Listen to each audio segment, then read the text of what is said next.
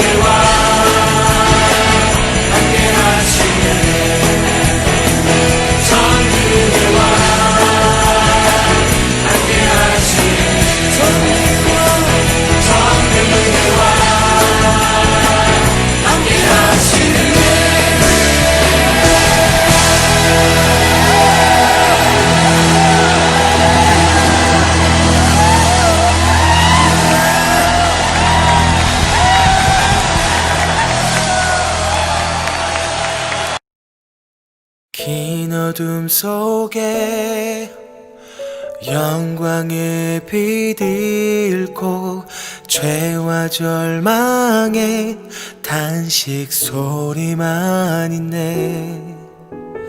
주의 사랑은 여전히 날 기다리시며 날 부르시네. 하나님은 나의 꺼지지 않는 등불이시니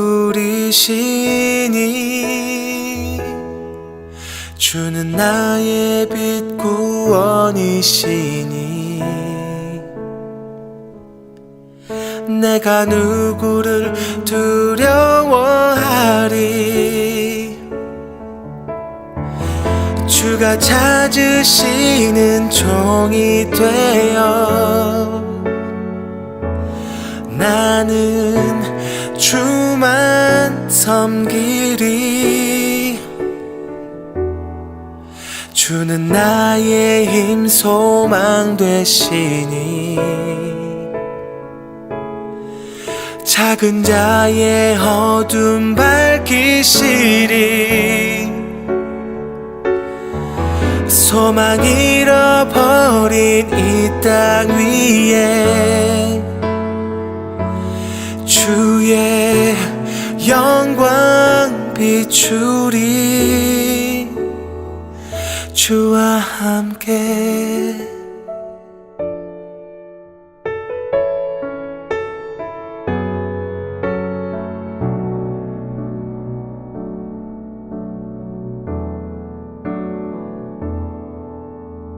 긴 어둠 속에 영광의 빛 잃고 죄와 절망의 단식 소리만 있네. 주의 사랑은 여전히 날 기다리시며 날 부르시네. 하나님은 나의 꺼지지 않는 등불이시니 주는 나의 빛 구원이시니 내가 누구를 두려워하리. 주가 찾으시는 종이 되어 나는 주만 섬기리. 주는 나의 힘 소망 되시니 작은 자의 어둠 밝히시리. 소망 잃어버린 이 땅 위에 주의 영광 비추리. 주는 나의 빛 구원이시니 내가 누구를 두려워하리. 주가 찾으시는 종이 되어 나는 주만 섬기리. 주는 나의 힘 소망 되시니 작은 자의 어둠 밝히시리. 소망 잃어버린 이 땅 위에 주의 영광 비추리.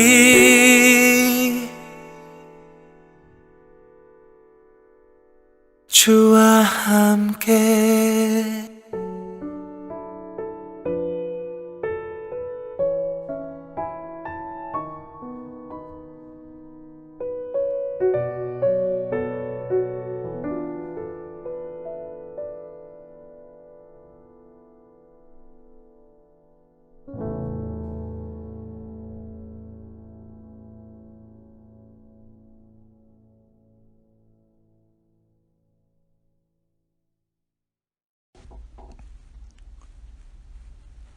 사랑과 은혜의 주님 감사합니다. 오늘 이렇게 또 따로 떨어져서 또 모여서 함께 예배하게 하신 주님의 은혜에 감사합니다.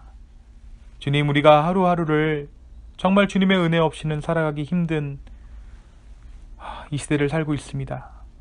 주님, 우리 가운데 주님의 은혜를 허락하여 주시옵소서. 특별히 우리 가정들을 주님께서 지켜 보호하여 주옵시고 하나님께서 이루시는 화평과 화목 가운데 가정이 진정으로 하나 되는 것들을 우리가 이 시간들을 통해 경험하고 하나님의 크심을 바라볼 수 있도록 주의 축복 더하여 주시옵소서. 주님, 우리가 정말 지혜가 모자르고 입이 짧아서 하나님의 온전하신 사랑을 담아내기에 부족한 인생인들임을 다시 한번 깨닫습니다. 주님, 그럼에도 불구하고 우리의 삶을 붙잡아 주심에 감사하며 온전히 아버지 앞에 자녀된 자들로서 예배하는 삶을 살게 하여 주셔서 주님 감사합니다. 이 주일 예배를 통하여서 주님 홀로 영광 받아 주시고 심령이 상한 자들이 있다면 아버지를 향한 소망으로 말미암아 그 심령이 회복되어질 수 있도록 축복하여 주십시오. 육신의 질병으로 어려워하고 있는 자들이 있습니다.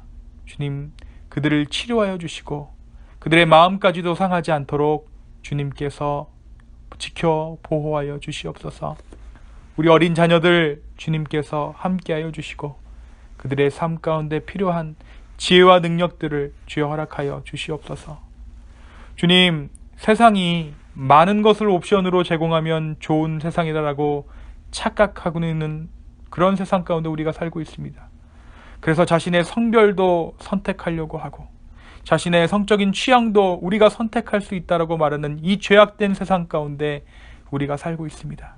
그러나 주님, 우리가 주 안에서 자녀된 모습을 회복하기를 소망하오니 우리의 죄악을 용서하여 주시고 우리로 하여금 회개에 마땅한 열매를 맛볼 수 있도록 주여 축복하여 주시옵소서. 하나님의 사랑이 어떠한 사랑인지, 하나님의 창조하심이 어떠한 창조하심인지 우리로 하여금 깨닫게 하여 주시옵소서. 진리가 우리를 자유케 하신다는 그 말씀을 붙잡고 나아가기를 원합니다. 우리가 부여하는 선택의 폭이 우리를 자유롭게 하는 것이 아니라 진리가 우리를 자유롭게 할 줄로 주여 믿습니다. 주여, 우리를 오늘 이 아침에 자유케 하여 주시옵소서. 주님 감사합니다. 이 모든 말씀 예수 그리스도의 이름으로 기도 올리옵나이다. 아멘.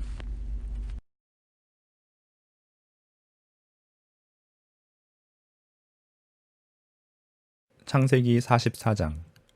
주의 종 우리 아버지가 우리에게 이르되 너희도 알거니와 내 아내가 내게 두 아들을 낳았으나 하나는 내게서 나갔으므로 내가 말하기를 틀림없이 찢겨 죽었다 하고 내가 지금까지 그를 보지 못하거늘 너희가 이 아이도 내게서 데려가려 하니 만일 제 해가 그 몸에 미치면 나의 흰머리를 슬퍼하며 스올로 내려가게 하리라 하니 아버지의 생명과 아이의 생명이 서로 하나로 묶여 있거늘 이제 내가 주의 종 우리 아버지에게 돌아갈 때에 아이가 우리와 함께 가지 아니하면 아버지가 아이의 없음을 보고 죽으리니 이같이 되면 종들이 주의 종 우리 아버지가 흰 머리로 슬퍼하며 스올로 내려가게 함이니이다. 주의 종이 내 아버지에게 아이를 담보하기를 내가 이를 아버지께로 데리고 돌아오지 아니하면 영영이 아버지께 죄짐을 지리이다 하였사오니 이제 주의 종으로 그 아이를 대신하여 머물러 있어 내 주의 종이 되게 하시고 그 아이는 그의 형제들과 함께 올려보내소서. 그 아이가 나와 함께 가지 아니하면 내가 어찌 내 아버지에게로 올라갈 수 있으리이까. 두렵건대 제 해가 내 아버지에게 미침을 보리이다. 요셉이 시종하는 자들 앞에서 그 정을 억제하지 못하여 소리질러 모든 사람을 자기에게서 물러가라 하고 그 형제들에게 자기를 알리니 그때에 그와 함께한 다른 사람이 없었더라. 요셉이 큰 소리로 오니 애굽 사람에게 들리며 바로의 궁중에 들리더라. 요셉이 그 형들에게 이르되 나는 요셉이라. 내 아버지께서 아직 살아계시니이까. 형들이 그 앞에서 놀라서 대답하지 못하더라.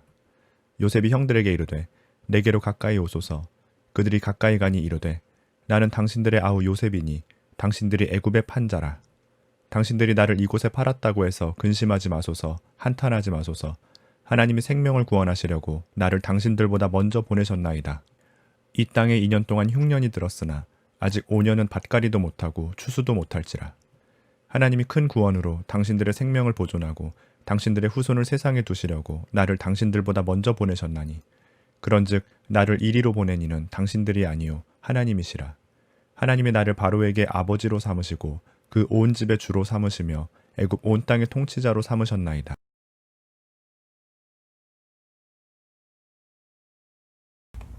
네, 사랑하는 기쁨의 가족 여러분, 안녕하세요. 네, 오늘도 이렇게 함께 주 안에서 예배하게 되었습니다.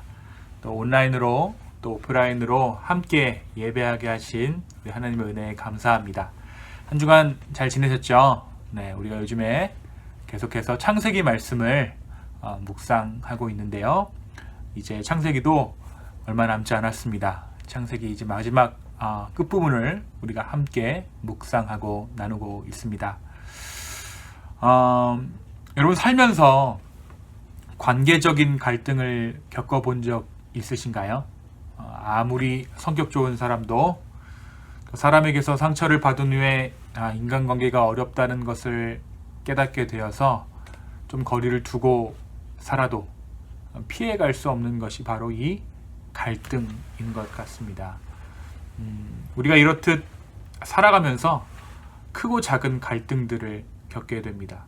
우리가 갈등할 때 여러 가지로 사람들이 갈등을 표시하는 방법들이 있죠.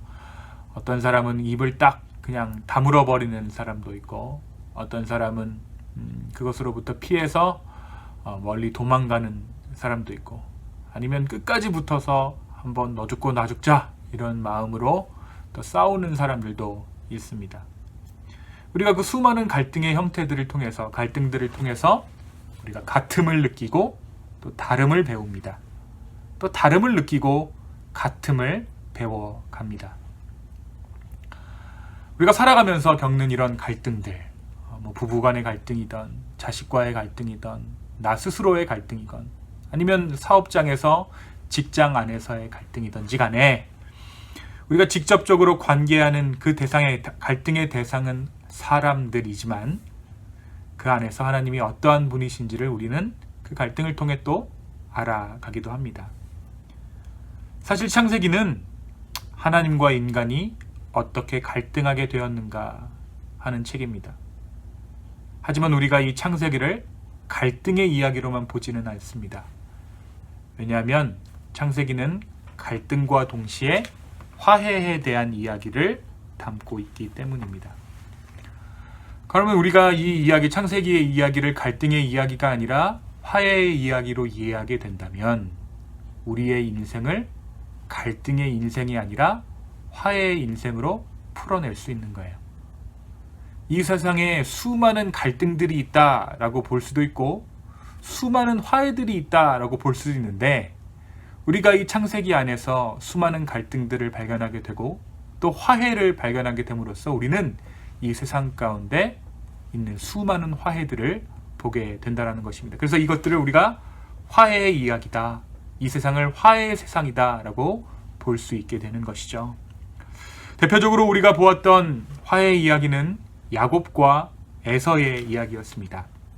수십 년간 형 에서를 피해 살던 야곱이 형 에서를 만나게 되는 그 화해의 이야기 가운데 우리는 무엇을 알게 되었습니까?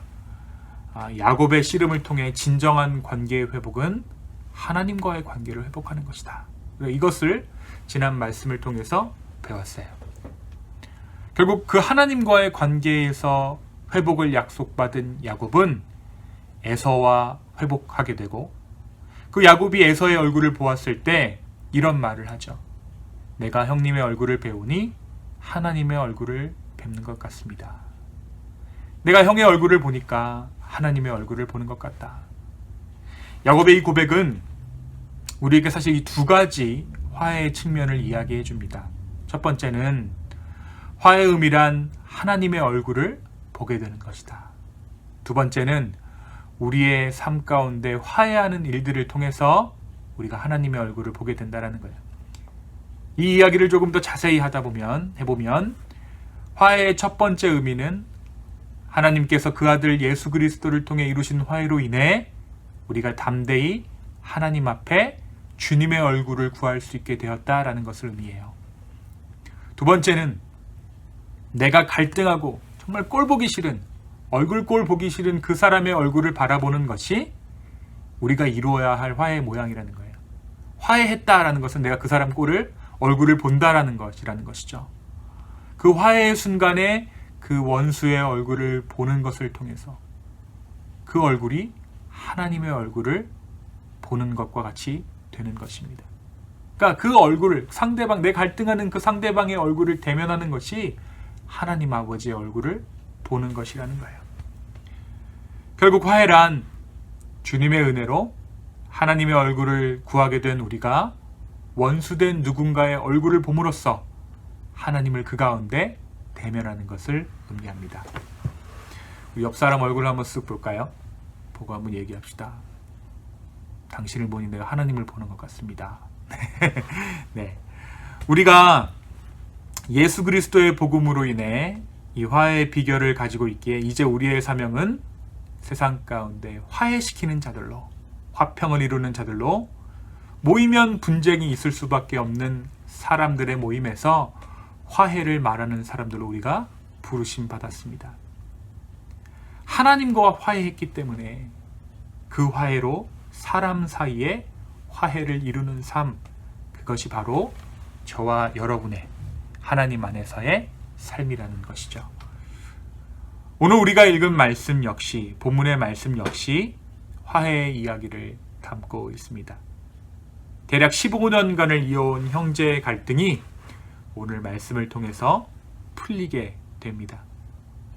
사실 요셉은 형들의 얼굴을 보고 있지만 아직까지 형들은 요셉의 얼굴을 제대로 보고 있지 못합니다.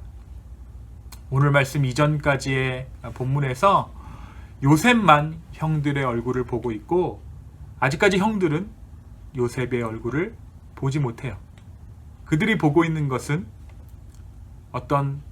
당연히 요셉의 얼굴이 생물학적으로 당연히 얼굴이긴 하겠지만 그것은 애굽 총리의 얼굴이지 15년 전 자기들이 버렸던 동생 요셉의 얼굴은 아니었던 것입니다. 그런데 오늘 말씀에서 드디어 감추어졌던 요셉의 그 얼굴이 형들을 향해 비추어집니다. 형들을 향해 울부짖으며 자신이 바로 15년 전 형들로부터 버림받았던 동생 요셉이라는 사실을 알리게 된 것입니다. 오늘 말씀의 배경은 이렇습니다. 가나안 땅에 기근이 있었죠. 그 기근은 요셉의 형들이 한번 애굽에 가서 양식을 구워오는 것으로 해결될 만한 일이 아니었어요. 바로가 꿈을 꾸잖아요. 그 바로의 꿈을 꾼과 동시에 그 애굽 땅은 물론이고 온 세계 가운데 기근이 임하는데 이 기근은 야곱의 가문에도 위기가 되었던 거예요. 한번 이제 애굽에 가서 양식을 꾼 것으로 그 기근이 극복되지 않았던 것입니다. 요셉이 바로의 꿈을 예언한 대로 7년간이나 계속된 그 기근 때문에 첫 번째 방문에서 얻어온 양식이 이제 다 떨어져 버리게 된 것이죠. 다시 한번 이제 애굽에 가야 할 상황에 이른 것입니다. 그런데 다시 애굽을 가려면 넘어야 될 산이 하나 있었어요. 바로 애굽의 총리 요셉이 다시 애굽에 들어올 때는 막내 동생 베냐민을 꼭 데리고 오라라는 명령을 했기 때문입니다. 그런데 이 형제들이 생각했을 때 자기 아버지 야곱이 이 베냐민을 절대 내어줄 것 같지 않거든요. 요셉을 잃은 상처가 채 아물지 않았던 아버지 야곱은 라헬이 낳은 막내까지 자신의 품을 떠나는 것을 원하지 않았어요. 요셉이 떠난 후에 야곱이 베냐민을 어떻게 보호하고 얼마나 귀하게 여겼을지는 우리가 긴 이야기를 하지 않아도 알 수 있는 부분입니다. 게다가 누가 애굽에 잡혀 있습니까? 시므온까지 지금 볼모로 잡혀 있잖아요. 이러한 상황에서 야곱은 심리적인 공황에 빠집니다. 가족도 위기인 상황이고 가족들이 굶어 죽을 수밖에 없는 그런 상황 가운데 요셉을 잃었고 시므온도 잃었고 막내 아들 지금 베냐민까지 내어줄 수밖에 없는 이런 상황 가운데 야곱이 근심한 것이죠. 바로 그때 이 가정을 애굽으로 움직일 만한 리더십을 발휘한 것은 다름 아닌 이 집안의 장자권의 명분을 가진 유다였습니다. 유다는 간곡한 말로 아버지 야곱을 설득시켜요. 아버지, 이때 지금 베냐민을 보내지 않으면 우리 가족은 다 죽습니다. 굶어 죽거나 애굽의 총리가 우리를 와서 말살시킬 것입니다. 그러니까 이제 베냐민을 내어주십시오. 만약에 베냐민이 그곳에서 죽임을 당한다면 그것에 대한 죄의 책임을 제가 영원히 지겠습니다. 이 말이 뭐냐면 내 자손 대대로 이 저주를 받겠다라는 거예요. 베냐민이 만약에 그 땅에서 돌아오지 못하면 우리 내 후대 모든 내 자손들은 저주의 자손들이 될 것입니다 라는 약속입니다. 유다의 이런 목숨을 건 헌신으로 야곱이 결단해요. 그리고 아들들에게 애굽으로 향하는 그 아들들에게 베냐민을 내어줍니다. 그리고 이제 다시 그들이 베냐민과 함께 애굽에 들어가게 되죠. 다시 애굽에 들어온 형제들에게 요셉은 또 한 번 이들을 시험합니다. 그 시험은 그들을 도둑으로 몰아서 베냐민과 아버지 야곱에 대한 형들의 진심을 알아보기 위한, 검증하기 위한 시험이었어요. 요셉은 자기가 쓰던 은잔을 베냐민의 양식자루에 숨기고 베냐민을 도둑으로 몰아갑니다. 이제 날이 밝아서 형제들이 가나안 땅으로 다시 이제 돌아가려고 할 때 요셉의 청지기들이 그들을 추적해서 잡아냅니다. 그리고 요셉의 잔이 없어졌다는 거예요. 너희들 중에 분명히 도둑이 있을 거라는 것입니다. 그렇게 막 다그치면서 그들의 가진 소지품들을 막 수색하기 시작해요. 그러면서 그 은잔을 훔쳐가는 자는 요셉의 종이 될 것이라고 으름장을 놓습니다. 결국 그 은잔이 누구의 자루에서 발견되었겠어요? 베냐민의 자루에서 발견되었겠죠. 그리고 이 청지기들은 다시 요셉에게로 형제들을 소환합니다. 다시 요셉에게 무릎 꿇려요. 베냐민의 자루에서 발견된 은잔을 보고 요셉은 이 사건을 베냐민 혼자서 진행한 것이 아니라 형제들 모두가 모의한 것이라고 주장합니다. 하지만 그가 약속한 대로 베냐민만, 그 은잔을 가져간 베냐민만 노예로 삼겠다고 말하며 나머지 형제들에게 아버지 야곱에게 돌아가라고 명령합니다. 바로 그때 다시 한번 누가 나서는가? 유다가 나섭니다. 그리고 형제 베냐민을 지켜내기 위해서 요셉에게 진심 어린 간청을 시작해요. 그 유다의 간청은 요셉의 사건을 통해, 베냐민이 아닌 이전에 있었던 자기들의 사건을 통해 그가 무엇을 깨달았는가를 보여주는 간청이었습니다. 동시에 유다가 나이든 아버지 야곱을 어떻게 생각하고 있는지를 보여주는 부르짖음이었어요. 유다는 베냐민을 위해, 그리고 아버지 야곱을 위해 자신의 목숨을 걸고 애굽 총리 요셉을 설득하기 시작합니다. 자신들이 어떠한 삶을 살아왔는지, 자신들의 가족사가 얼마나 기구했는지, 베냐민의 형은 어떻게 없어졌는지, 그리고 이 아들 베냐민이 아버지 야곱에게 어떠한 존재인지, 그리고 베냐민을 잃었을 때 아버지 야곱이 어떠한 심정이 될지를 제발 좀 헤아려 달라는 이 유다의 읍소였습니다. 유다의 읍소는 더 나아가서 베냐민 대신에 내가 종이 되겠다. 베냐민 대신에 내가 종이 될 테니까 제발 베냐민을 풀어달라는 부탁으로 이어지게 됩니다.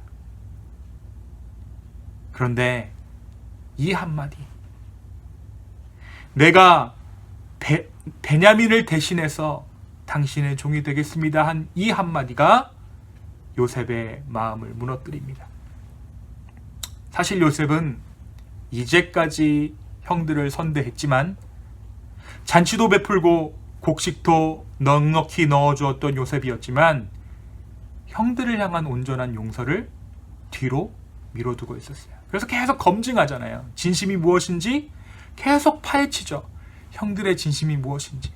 내가 그들의 진심을 알기 전까지는 용서할 수 없다라는 것이 요셉의 입장이었어요.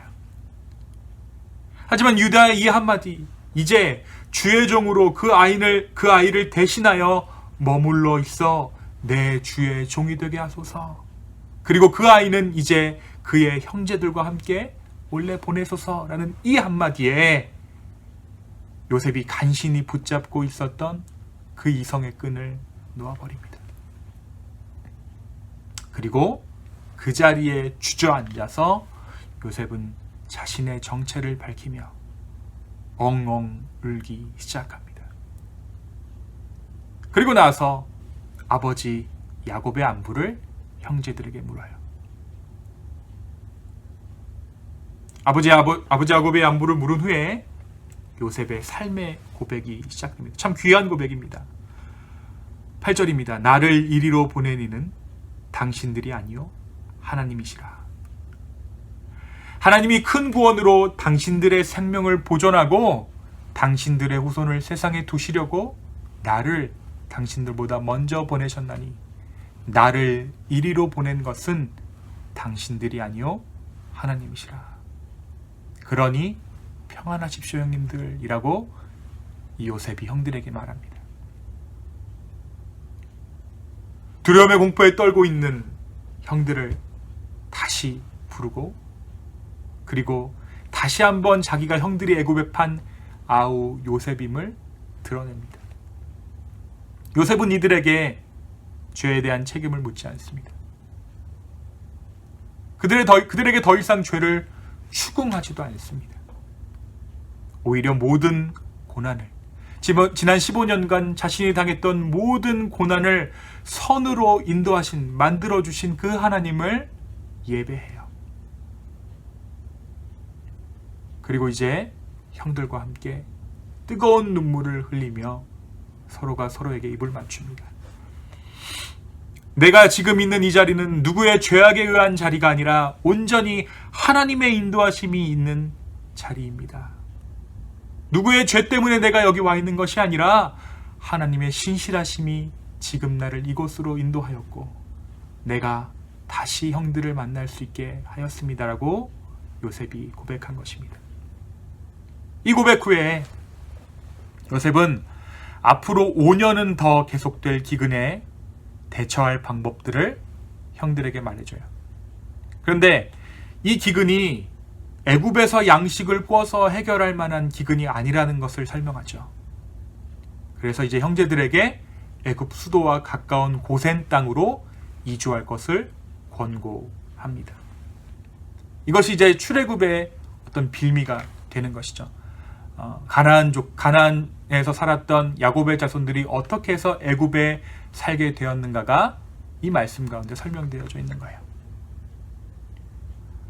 가나안 땅에서 아들들을 기다리고 있을 야곱까지도 함께 모시고 고센 땅으로 들어올 것을 말한 요셉은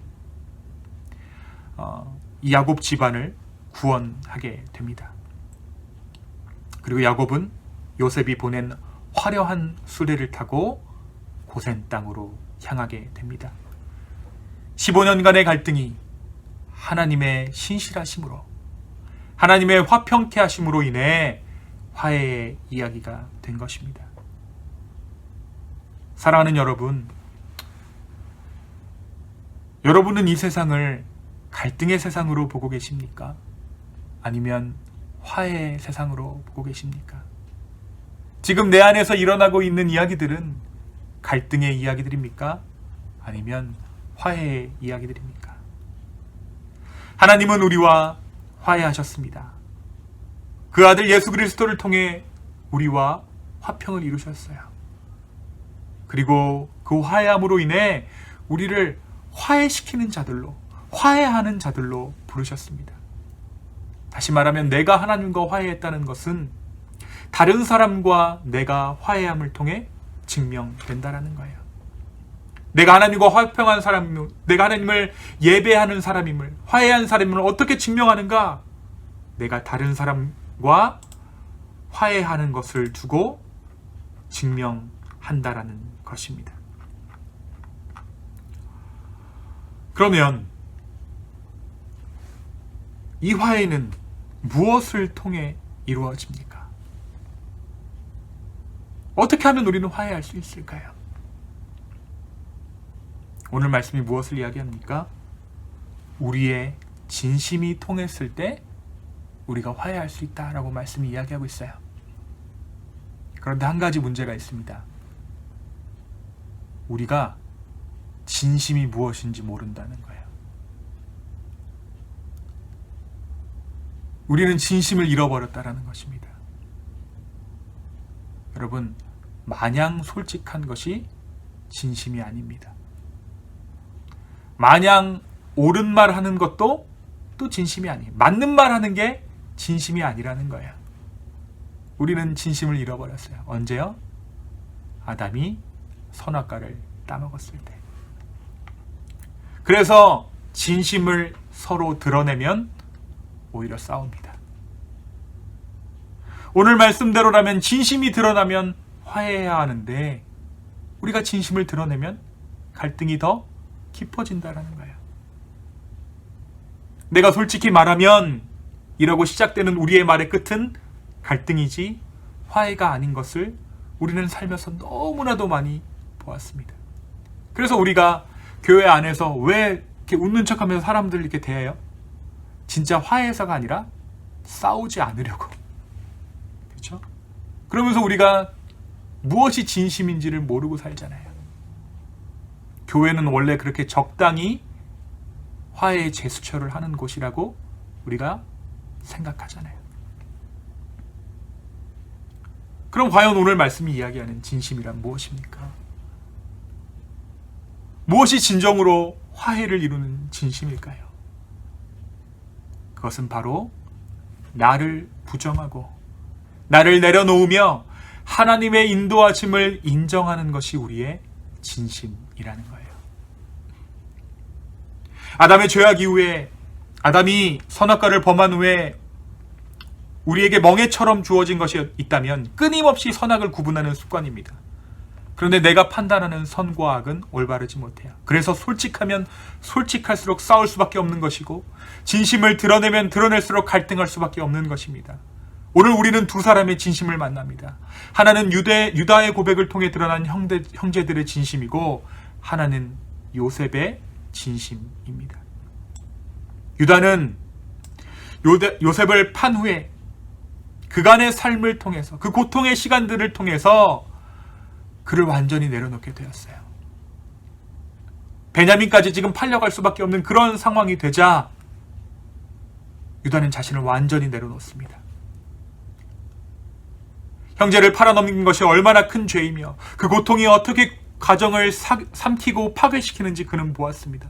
그러하게 유다는 자신을 내려놓고 자기가 베냐민 대신에 애굽의 종이 될 것을 선언합니다. 수많은 고난들이, 수많은 자기 부인의 현실들이 비로소 그로 하여금 진짜 진심을 말하게 한 것이에요. 그 진심 앞에, 그 유다의 진심 앞에 요셉 역시 진심을 토해냅니다. 애굽으로 팔려나왔던 그때 그 순간부터 한순간도 잊을 수 없었던, 그 순간을 잊을 수 없었던 요셉이에요. 언제가 그 순간인가요? 내가 팔려왔을 때, 그 구덩이 안에 있을 때를 한순간도 요셉은 잊을 수 없었어요. 그러나 형들의 진심 앞에 그때 당했던 그 고통, 그 고난, 형들이 나를 속였어, 그것이 진심이 아니라 하나님이 나를 인도하셨어, 이것이 진심이 된 것입니다.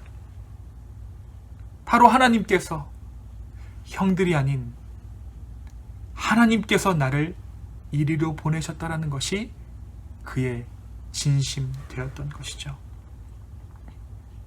사랑하는 여러분, 사탄은 우리의 진심을 계속해서 왜곡시켜요.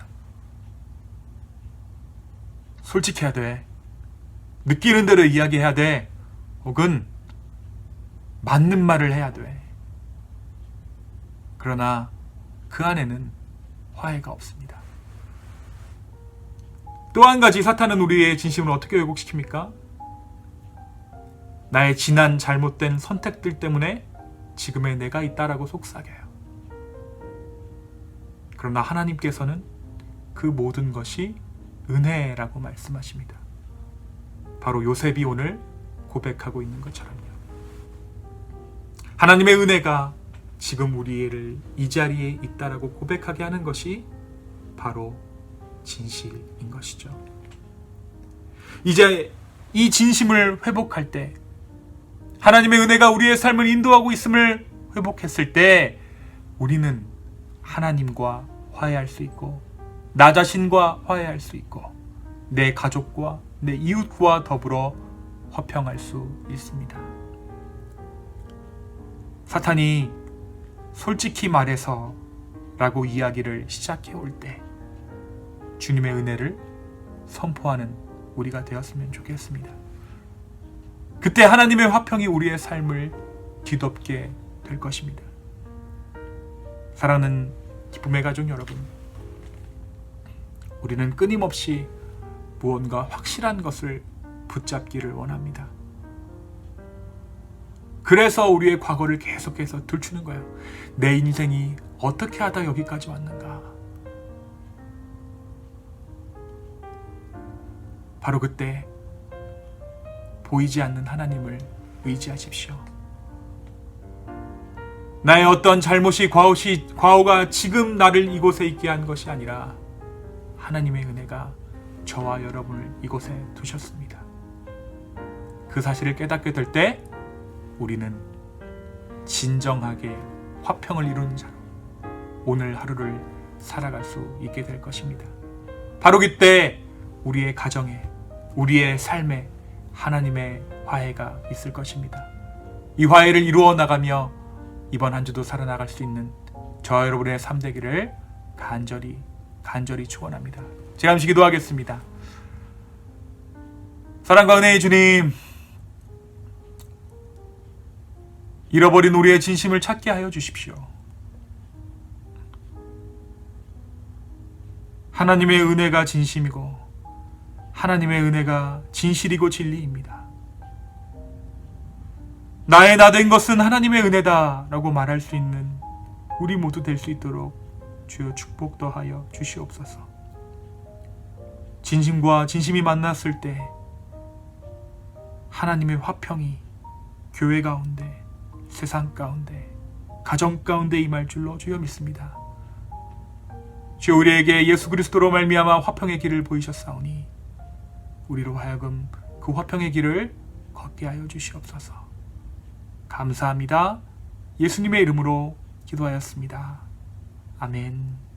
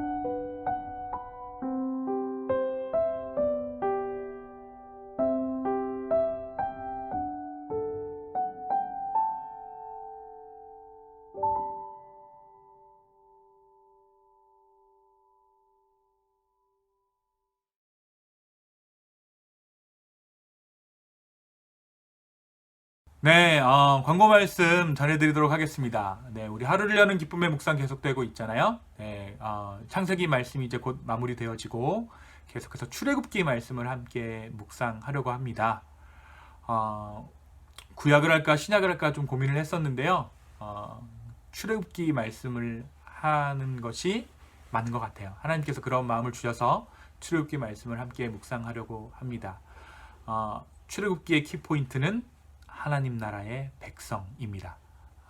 또 이 출애굽기 말씀을 통해서 하나님께서 이 공동체 가운데, 이 기쁨의 교회 가운데, 또 우리의 삶 가운데 부어주실 새로운 은혜들을 기대하는 저와 여러분 되었으면 좋겠습니다. 네, 또 한 가지 광고사항은 오프라인 모임에 관련된 공지입니다. 지금 에즈베리 교회는 8월 둘째 주 오픈하는 것을 기준으로 해서 여러 가지 준비들을 하고 있습니다. 우리 교회는 일단은 조금 확진자 수의 추이를 좀 봐서 그때 좀 결정하도록 하겠습니다. 당분간은 지금의 형태를 조금 유지하도록 하겠습니다.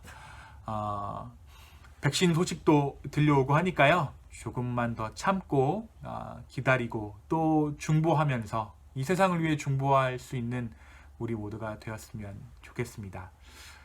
네, 우리 아이들 너무 고생하고 또 우리 엄마들, 우리 아버님들 너무나도 집안에만 있기 좀 지루하고 힘드실 텐데 하나님 만나기에 가장 좋은 때인 줄 우리가 알고 종말의 때가 임했다라는 것을 우리가 절실하게 깨닫잖아요. 더욱더 기도와 말씀으로 우리의 마음과 삶을 하나님 앞에 드릴 수 있는 귀한 한 주간의 삶 되었으면 좋겠습니다. 사랑하고 축복합니다. 한 주간도 주 안에서 평안하십시오. 감사합니다.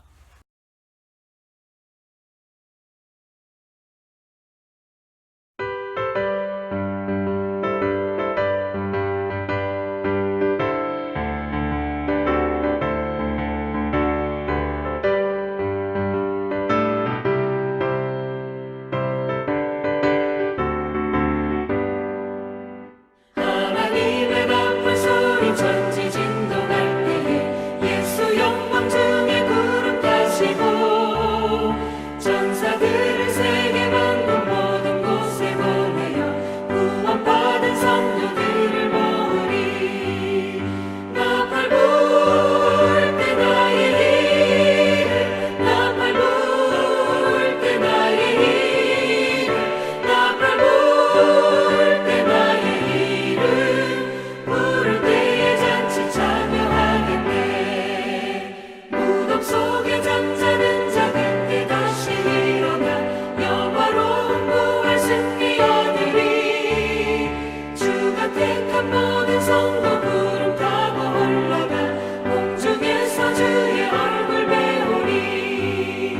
나팔 불 때 나의 일을 나팔 불 때 나의 일을 나팔 불 때 나의 일을 부를 때에 잔치 참여하겠네.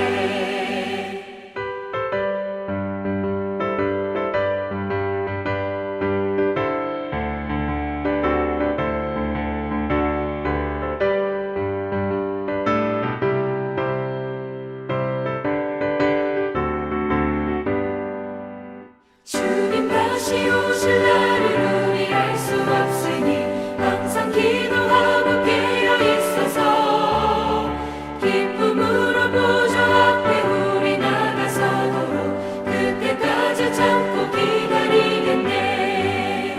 나팔 불 때 나의 일을 나팔 불 때 나의 일을 나팔 불 때 나의 일을 부를 때에 잔치 참여하겠네.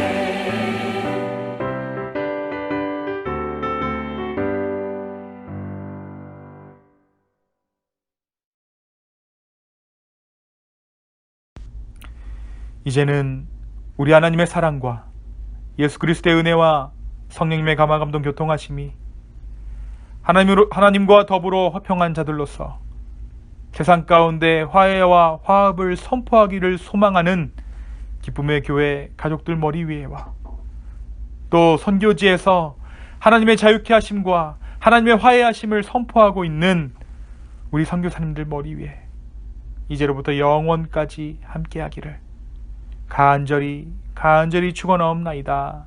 아멘.